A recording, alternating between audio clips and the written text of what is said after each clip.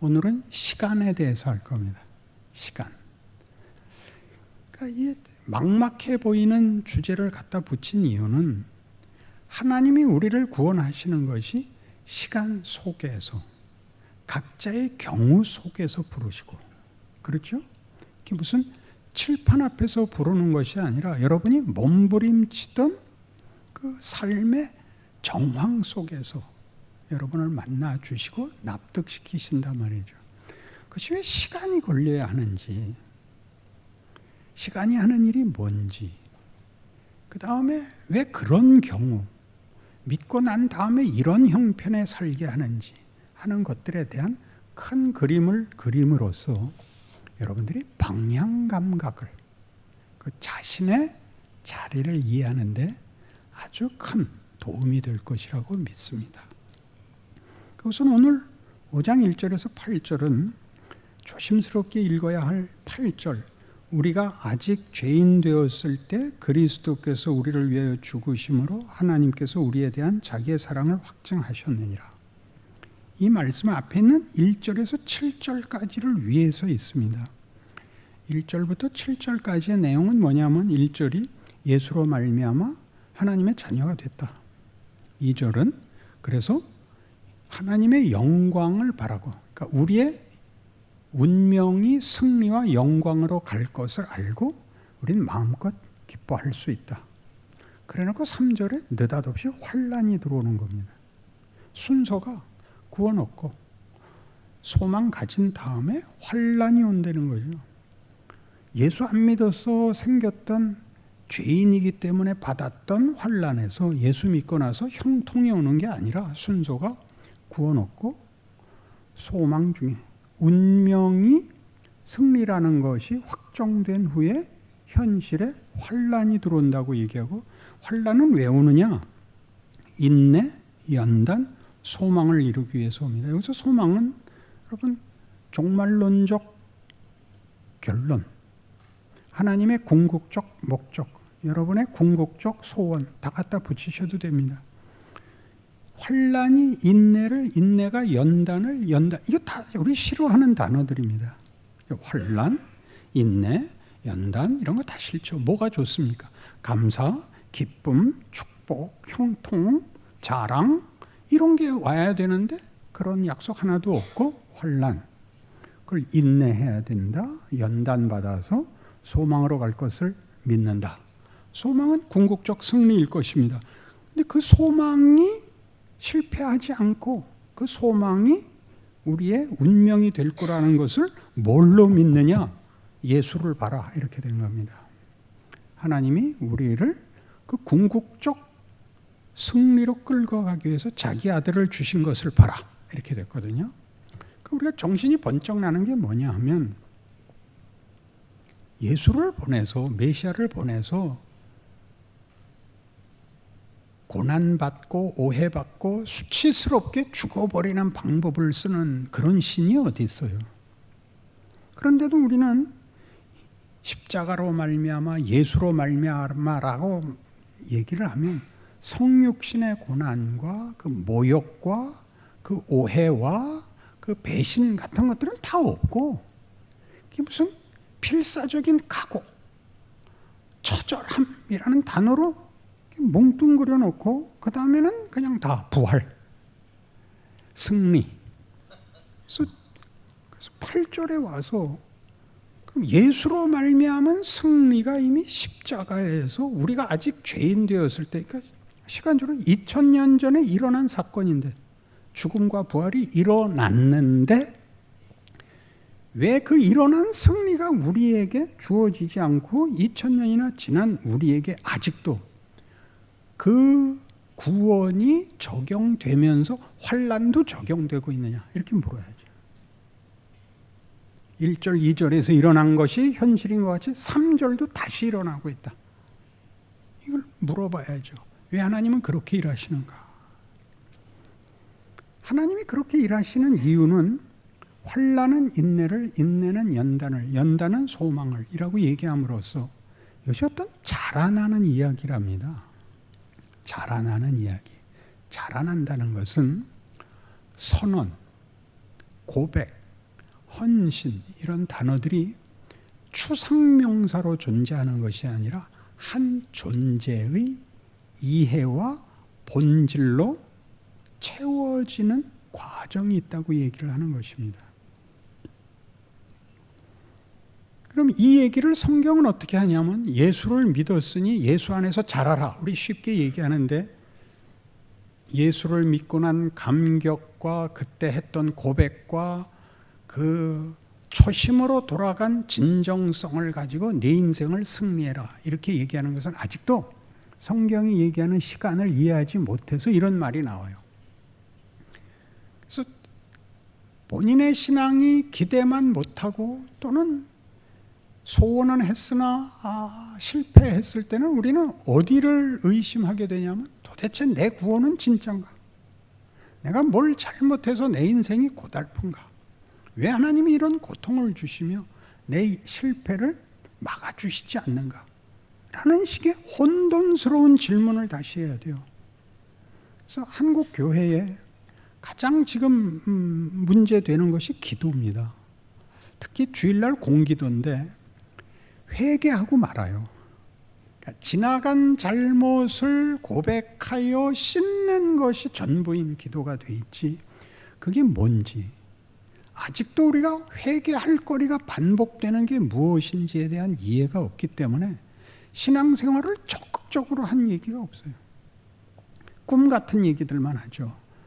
중국을 주시옵소서, 시진핑이 내 앞에 와서 무릎 꿇게 해주옵소서, 이런 말도 안 되는 소리들만 해야죠. 허황되다 말이죠. 내 현실을 이해할 수 없으니까 여기서 도망가기 위해서 말이 안 되는 책임질 수 없는 얘기들을 함으로써 이 혼돈에서 도망을 가고 변명을 하게 됐어요. 여기까지 무슨 말인지 잘 아시죠? 그래서 이 5장 8절 얘기가 무슨 얘기인지를 이해해야 돼요. 하나님은 2000년 전에 예수 안에서 구원을 이루셨습니다. 우리는 태어나기도 전에 구원을 받았고 구원의 승리가 확정이 되어 있습니다. 그런데 하나님이 시간을 주어서 우리로 하여금 아담의 후손으로 새삼스럽게 태어나서 예수를 만나 중생하게 하시고 아담의 후손인 DNA를 가지고 예수로 인한 부활의 DNA와 갈등을 겪으면서 우리 인생을 살아내라고 합니다. 차근차근 가보죠. 여러분, 무슨 말인지 이해가 안 가는 건 당연합니다. 그렇지만 현실적으로 지금 한 얘기들이 여러분 속에 다 있습니다. 의심, 불만, 갈등, 체념, 분노가 신앙 현실의 가장 중요한 단어들 아닙니까?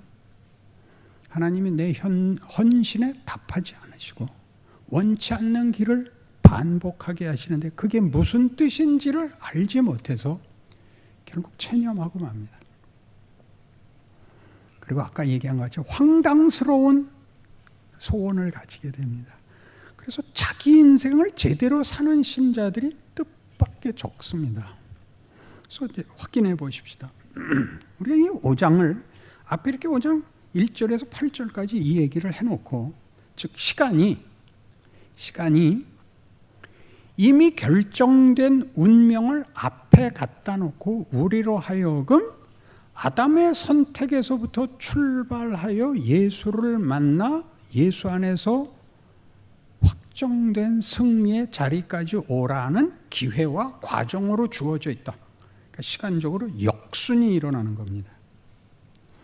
시간이 역순으로 일어난다니까 이제 대단히 어렵죠.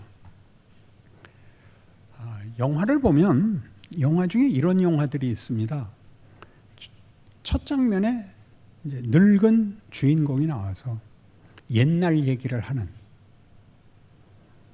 아버지 그때 왜 그러셨어요?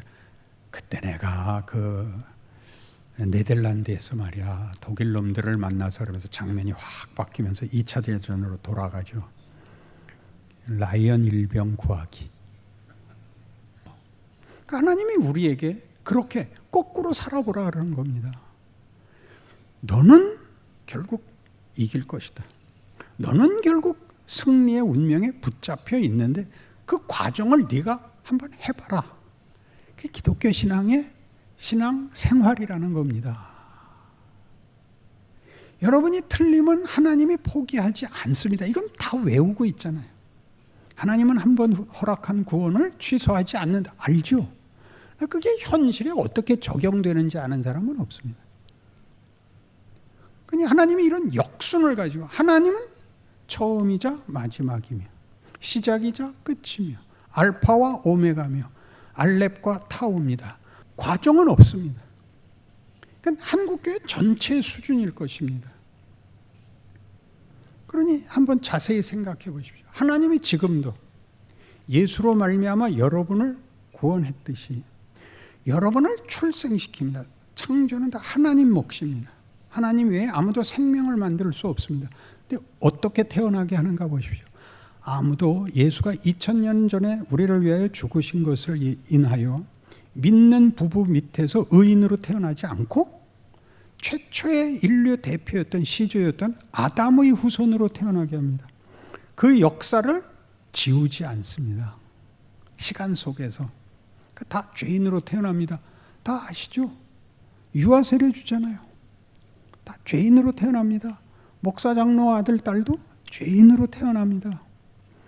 그리고 건성으로 교회 다니다가 주님을 만납니다. 그럼 그때부터 확 변하는 게 아니라 예수 믿고 옛날하고 똑같이 삽니다. 믿은 게 도대체 뭔지, 아는데 왜 안 되는지 우리는 다 이해할 수 없는, 그리고 우리 능력으로는 해결할 수 없는, 앞이 보이지 않는 길에 늘 묶여 있습니다. 이게 뭔가, 이게 뭔가. 이걸 알면 운명은 결정되어 있고 그 사이를 뭘 하라고요? 살아보라고요. 어떤 조건 속에서? 아담의 후손이라는 유전인자와 그 후에 믿게 된 예수 그리스도의 유전인자의 갈등, 비교, 대조 속을 살아보라 합니다. 로마서 7장에 가면 이 유명한 이야기가 나옵니다. 7장 7절 그런즉 우리가 무슨 말을 하리요? 율법이 죄냐? 그럴 수 없느니라. 율법으로 말미암지 않고는 내가 죄를 알지 못하였으니 곧 율법이 탐내지 말라 하지 아니하였더라면 내가 탐심을 알지 못하였으리라. 그러나 죄가 기회를 타서 계명으로 말미암아 내 속에서 온갖 탐심을 이루었나니 이는 율법이 없으면 죄가 죽은 것임이라. 전에 율법을 깨닫지 못할 때는 내가 살았더니 계명이 이름에 죄는 살아나고 나는 죽었도다. 생명에 이르게 할 그 계명이 내게 대하여 도리어 사망에 이르게 하는 것이 되었도다. 죄가 기회를 타서 계명으로 말미암아 나를 속이고 그것으로 나를 죽였는지라. 이러보건대 율법은 거룩하고 계명도 거룩하고 의로우며 선하도다. 그런즉 선한 것이 내게 사망이 되었느냐? 그럴 수 없느니라. 오직 죄가 죄로 드러나기 위하여 선한 그것으로 말미암아 나를 죽게 만들었으니 이는 계명으로 말미암아 죄로 심히 죄되게 하려 함이라. 우리가 율법은 신령한 줄 알거니와 나는 육신에 속하여 죄 아래 팔렸도다. 내가 행하는 것을 내가 알지 못하니 곧 내가 원하는 것을 행하지 아니하고 도리어 미워하는 것을 행함이라. 만일 내가 원하지 아니하는 것을 행하면 내가 이로써 율법이 선한 것을 시인하노니 이제는 그것을 행하는 자가 내가 아니요 내 속에 거하는 죄니라. 내 속 곧 내 육신에 선한 것이 거하지 아니하는 줄 아노니 원하면 내게 있으나 선을 행하는 것은 없노라. 내가 원하는 바 선을 행하지 아니하고 도리어 원하지 아니하는 바 악을 행하는도다. 만일 내가 원하지 아니하는 그것을 하면 이를 행하는 자는 내가 아니요 내 속에 거하는 죄니라. 그러므로 내가 한 법을 깨달았느니 곧 선을 행하기 원하는 나에게 악이 함께 있는 것이로다. 내 속사람으로는 하나님의 법을 즐거워하되 내 지체 속에서 한 다른 법이 내 마음의 법과 싸워 내 지체 속에 있는 죄의 법으로 나를 사로잡는 것을 보는도다. 오호라 나는 곤고한 사람이로다. 이 사망의 몸에서 누가 나를 건져내랴. 육신과 마음을 대조시키는 것은, 여기서 말하는 육신은 우리 보통 옛사람, 그 다음에 내 마음 속에 있는 다른 법은 새사람, 이렇게 비교를 해서 혼돈스럽습니다. 여기서 말하는 육신은 아담의 DNA, 하나님을 거역하는 죄성, 그다음에 우리 안에 있는 새로운 내 마음의 새 법, 예수 그리스도 안에서 얻은 하나님의 자녀인 DNA입니다. 이 둘이 싸운다는 것은 이 둘이 싸우는 것을 통하여 하나님이 우리로 하여금 죄가 시키는 일과 예수 그리스도 안에서 허락된 것을 비교하여 항복시키는 과정을 가진다, 그런 뜻입니다.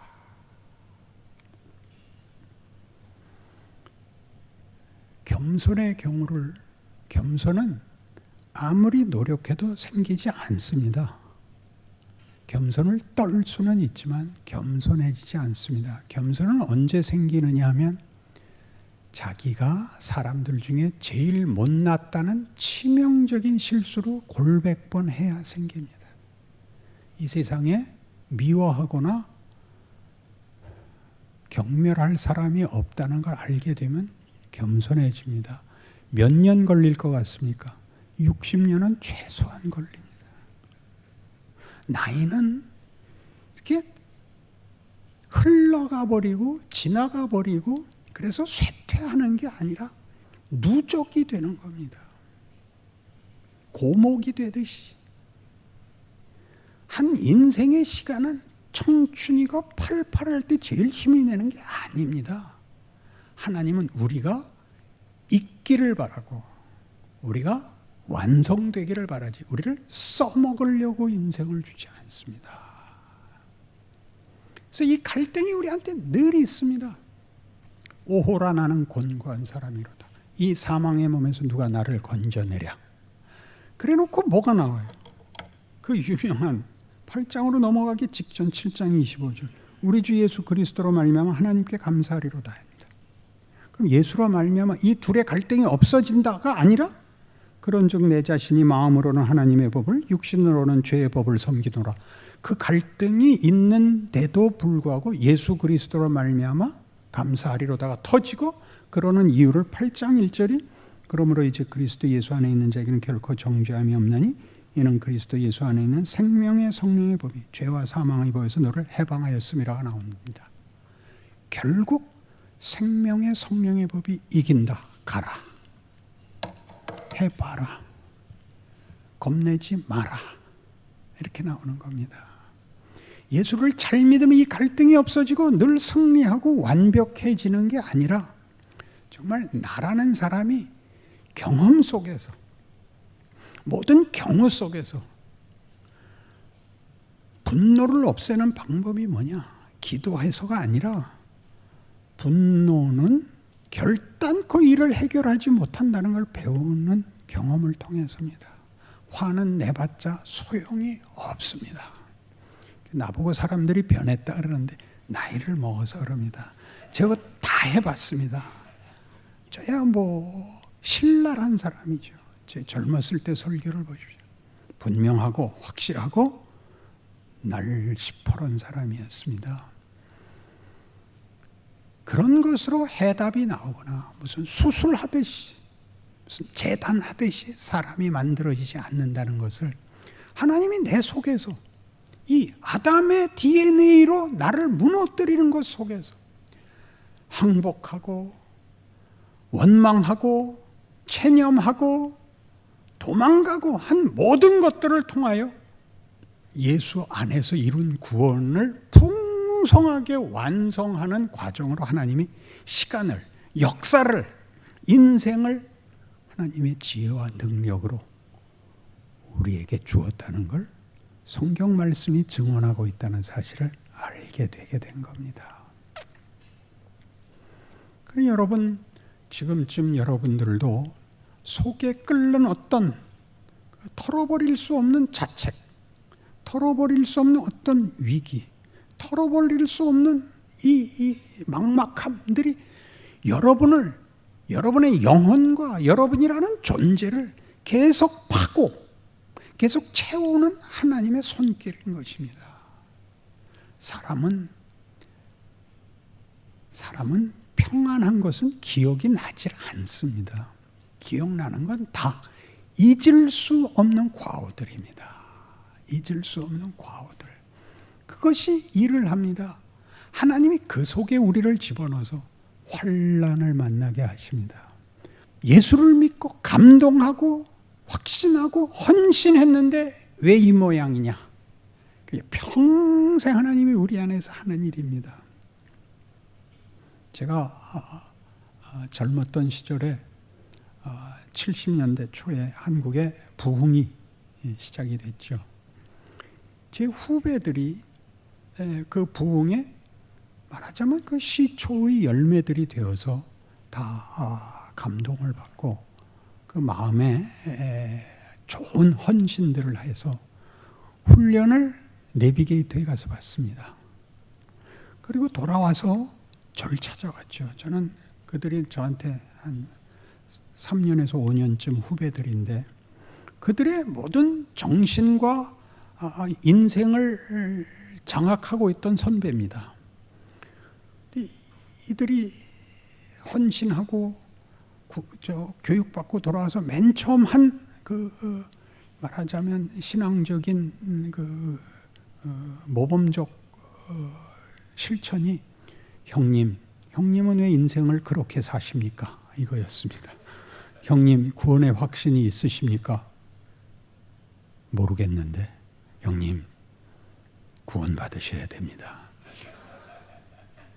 나는 내가 구원이 필요한 사람이라고는 도저히 납득할 수 없었습니다. 나는 아브라함과 이삭과 야곱의 하나님을 알며 예수 그리스도를 알고 있습니다. 그러나 그들이 얘기하는 그런 구원 확신은 없습니다. 어느 날 어디서 어떻게 받은 구원은 없습니다. 근데 이것들이라고 해야 됩니다. 제 그때 심정은 변한 거예요. 가장 모범적으로 살아요. 그리고 대학부를 만들어가지고 그 후배들을 교육시키기 시작하는데 완전히 사관학교 같이 된 거예요. 근데 전 그게 마음으로 별로 행복스럽지 않았어요. 그 획일화가. 나도 죄짓긴 싫은데 그렇게 획일적이고 그들이 지금 가지는 신앙의 모습들은 인생에 주어진 현실에서 극히 일부분밖에는 살아내지 않더라고요. 그러니까 제가 보기에는 축구 경기장에 줄 긋는 사람 같아요. 줄 똑바로 긋는 사람. 이 왼수들은 지들이 줄 긋는 게 축구장인지 배구장인지도 모르는 것 같고, 물론 축구도 안 하고 배구도 안 해요. 근데 나는 줄 긋는 사람이 아니라 나는 경기자이고 싶은 거예요. 내 스스로 볼을 차보고 싶은 거예요. 그때는 그런 건지 몰랐어요. 뭔가 하여튼 불편했어요. 그 하나님은 나를 그런 모범적인 인생으로 끌지 않고 이쪽 환난과 인내로 몰았어요. 세상 현실을 어떻게 살아야 하는지, 세상이 말하는 식으로 살벌하게 살 그런 비열함을 증오하고, 그러나 외면할 수 없고, 때에 따라서 거짓말도 해야 되고 아첨도 떨어야 되고, 그러나 그런 꼴은 보기 싫고, 이걸 길게 저는 겪었고, 이 왼수들은 지들끼리 사니까 거기는 평화롭더라고요. 속이는 놈도 없고 속일 줄도 모르고, 거기는 정직하며 성실하며 신실하며 공부도 잘하고 병신 같은 놈들끼리 모여서 자기들끼리 칭찬하고, 난 도대체 모르겠는 거예요. 그건 보편적 인생이 아닌 거예요. 보편적 인생이라는 거는 흙탕물 속에서 굴러야 되는 건데, 자기네들끼리 모여서 여기가 천국이라고 얘기하는 것을 나는 도무지 이해할 수가 없었습니다. 저는 많은 시험 속에서 보통 사람들이 걷는 것 같이 고민하며 더 많이 잘하려고 노력하며 무너지며 자책하며 숨기며, 그래서 설교에 분노가 나오곤 했던 것입니다. 그래서 누구를 향한 어떤 정죄를 위한 분노가 아니라, 인생이란, 신앙행위란 보기보다 어렵더라, 너 쉽게 얘기하지 마라. 이게 이제 젊었을 때 설교에 가장 많이 튀어나온 분노입니다. 제 어머니가 늘, 야 너는 이상한 데서 왜 성질을 부리냐. 보통은 하면 무슨 결단을 내려야 되거나 무슨 거대한 이상을 발표할 때 성질을 부리는데, 나는 이상한 평범해 보이는 내용에서 갑자기 성질을 내잖아요. 왜냐하면 이것들은 여기가 쉽다 그런단 말이에요. 쉽지 않아요. 인생은 쉽지 않습니다. 일단 세상이 죄가 최고의 권력으로 자리 잡고 있는 환경이 개선되지 않습니다. 그 속에서 우리 보고 신앙생활을 하라 그러니까, 신앙생활을 하려면 죽어야 되고 져야 되는데 죽고 지긴 싫잖아요. 우리도 신앙으로는 안 이겨져요. 기도 아무리 해도 해결 안 시켜주니까. 그러니까 굴복해야죠. 타협해야죠. 이건 뭐냐? 이제 평생의 싸움이 된 겁니다. 그래서 분노하죠. 상대방이 뭘 잘못했는지 날카롭게 지적을 하죠. 그걸로 변화되는 사람이 없을 뿐만 아니라 관계만 나빠집니다. 납득시킬 방법이, 항복시킬 방법이 없더라고요. 세상은 딱 이거 하나입니다. 너 그렇게 하면 죽어. 네가 내 말 안 들으면 너 이 세상에서 못 살아. 이거 하고, 그거 안 하면 너 이렇게 바보같이 살려면 뭐 때문에 살아있어? 그래서 자폭하게 만듭니다. 원수를 갚기 위해서 스스로 분노가 되게 하든지, 쓸모없어서 죽겠다고 하든지, 둘 다 죽음으로 몰고 갑니다. 근데 여기 8장 2절에 나온 바와 같이 이 둘의 갈등은 누가 이긴다고요? 생명의 성령의 법이 죄와 사망의 법에서 우리를 구원할 것입니다. 이길 것입니다. 그게 우리의 믿음입니다. 그러니까 여러분에게 일어나는 어떤 실패와 그런 후회들이 일을 합니다. 그것 하나하나를 지워버리고 안 하는 도덕성과 윤리성과 유능성의 문제가 아니라 하나님은 모든 데에다가 기적을 담을 수 있는데, 우리로 하여금 그 기적의 내용, 존재, 그런 성품, 그런 본질을 갖게 하시기 위하여 나로 살아서 내가 만나고 결정하고 책임지고 후회하고 다시 하고 발전해서 승리의 길로 나아가 그것이 나라는 존재의 내용이 되게 하시는 것을 원합니다. 이 뒷부분이 그게 뭐냐 하는 문제죠. 로마서 8장에 의하면 15절, 너희는 다시 무소하는 종의 영을 받지 아니하고 양자의 영을 받았으므로 우리가 아빠 아버지라고 부르짖느니라. 성령이 친히 우리의 영과 더불어 우리가 하나님의 자녀인 것을 증언하시나니, 자녀이면 또한 상속자 곧 하나님의 상속자요 그리스도와 함께한 상속자니, 우리가 그와 함께 영광을 받기 위하여 고난도 함께 받아야 할 것이니라. 그러니까 고난이 왜 있다고 생각하세요? 세상을 이기기 위해서 고난이 있는 게 아니라 우리 자신이 완성되기 위하여 하나님이 준 과정, 방법이라 말입니다.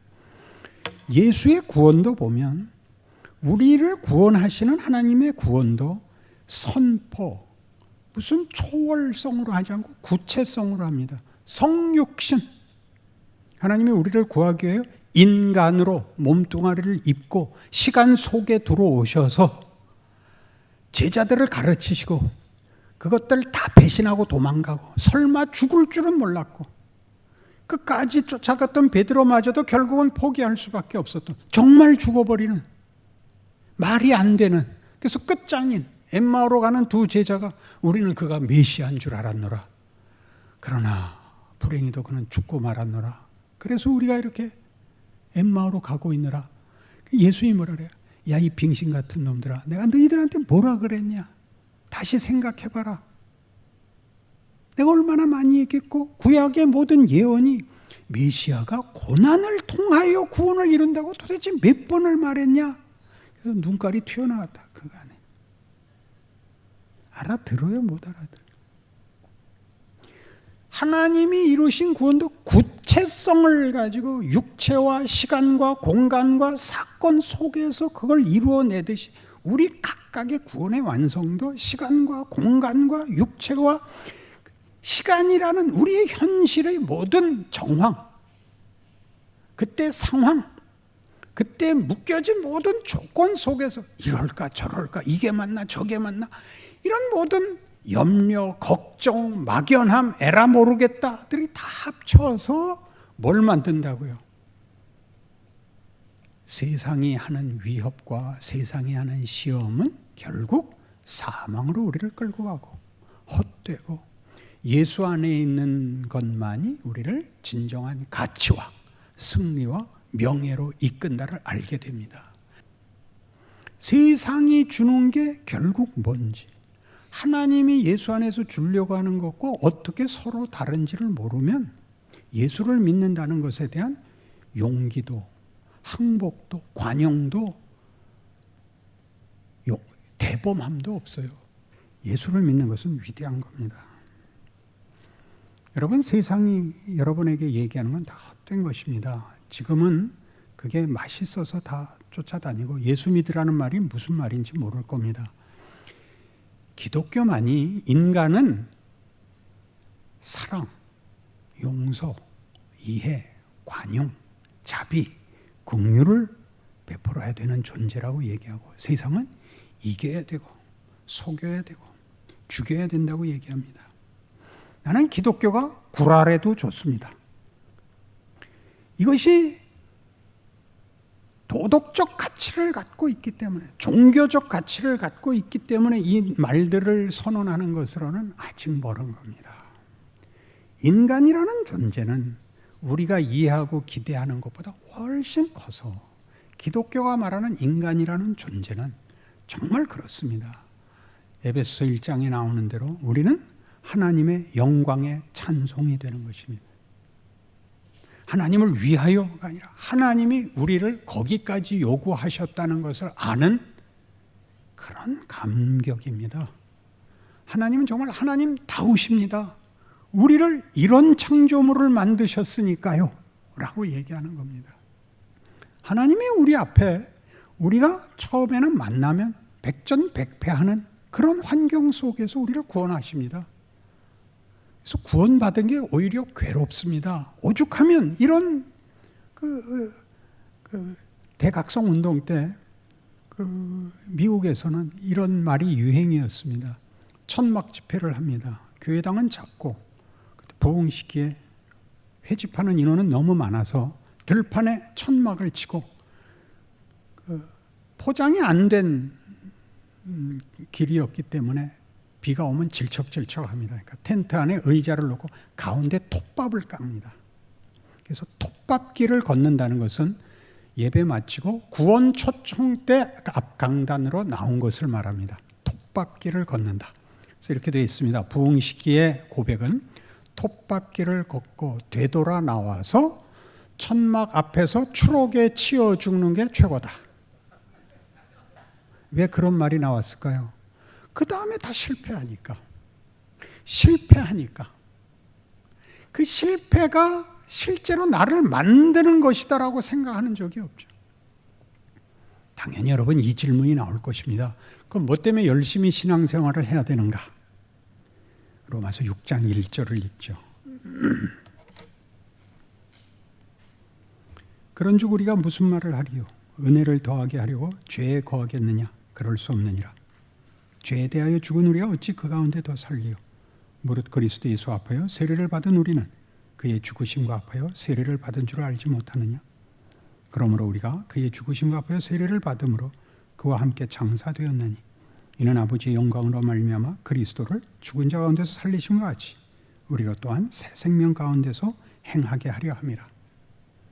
은혜를 얘기하면 당연히 무슨 반론이 나오냐 하면, 은혜가 값없이 주어진다고 뭐 때문에 열심히 살아야 되느냐가 나옵니다. 공짜라며. 그러니까 제가 이 성경 본문을 이해시키는 예화입니다.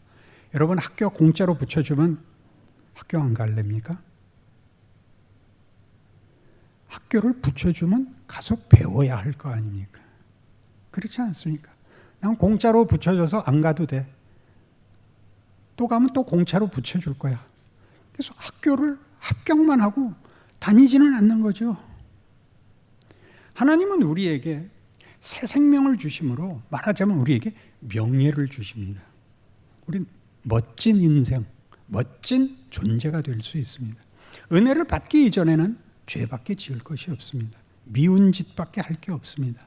말을 하면 저주하거나 경멸하거나 분노하거나 선택의 여지가 그것밖에 없는데, 은혜로 인하여 어디로 오느냐면 용서하고 사랑하고 웃고 하는 선택으로 옵니다. 근데 우리는 이것이 은혜가 이리로 밀었다는 걸 모르고 더러움에서 명예로 밀었다는 것을 모르고 공짜라는 데만 집중되어 있기 때문에 선택의 폭이 이 전체에서 뭔가를 열심히 해야 되는 것으로만 알고 있지, 내 노력과 진정성이 떨어져서 다시 죄를 짓는다고만 생각하지 명예와 불명예, 수치의 대조를 모르고 있습니다. 조금 전에도 얘기한 것 같이 상대방이 미운 소리 할 때 같이 말하면 손해입니다. 그때가 기회입니다. 당신은 말이야 늘 잘난 척하는 게 큰 잘못이야. 내가 모를 줄 알아. 난 네 속도 다 알아. 그럴 때 지적해 주셔서 고맙습니다. 이렇게 얘기하는 겁니다.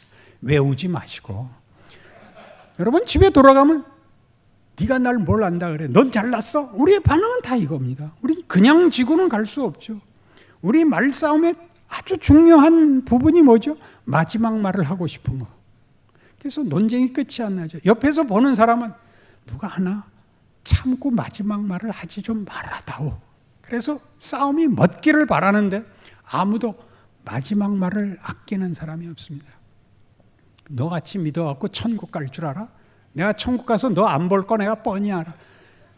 나는 예수님이 너 안 온다고 이미 가르쳐줬어. 이 말 하지 말고, 이 말 하지.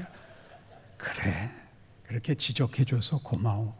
이렇게 하세요. 여기까지 오기 어려우면 침묵하세요. 입을 다무시고 그 다음에 인상을 펴세요. 과장하려는 얘기가 아니라 그런 말은 상대방에게 아무 영향이 없고 본인에게만 손해요. 못난 짓을 연장하는 거라고요. 그러니까 신앙이 뭐냐?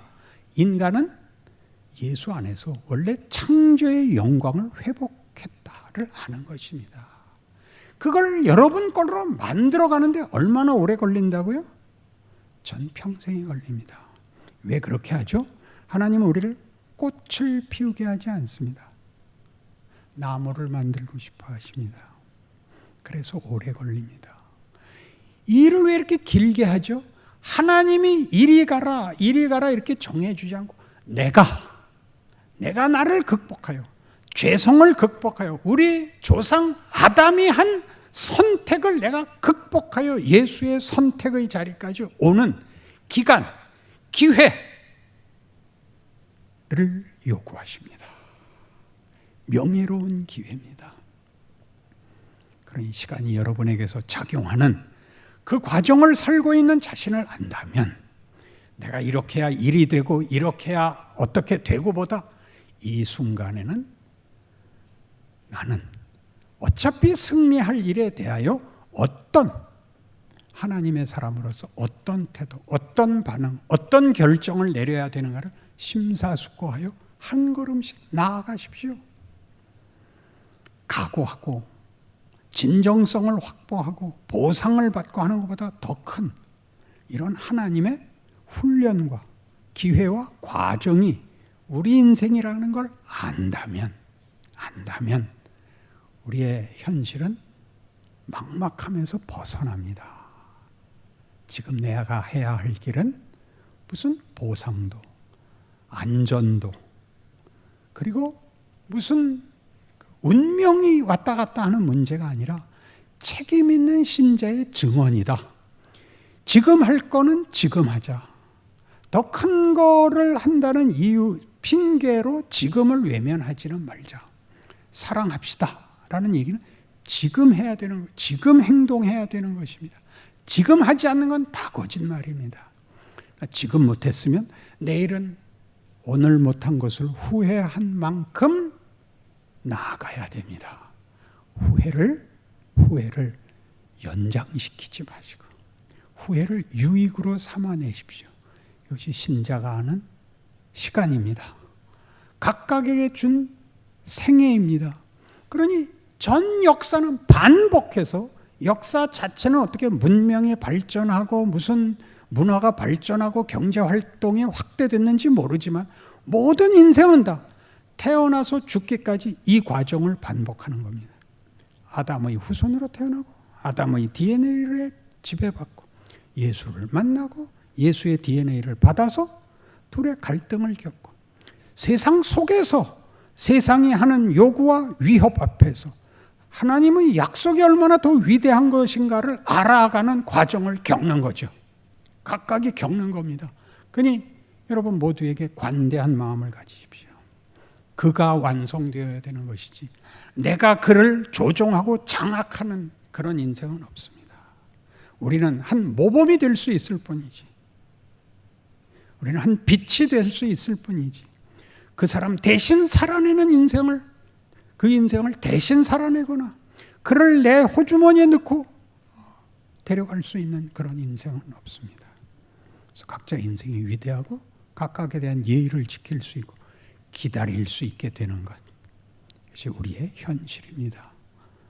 이런 이해가 여러분의 사역과 인생에서 모두의 감격으로 나타나시기를 바랍니다. 기도하십시다.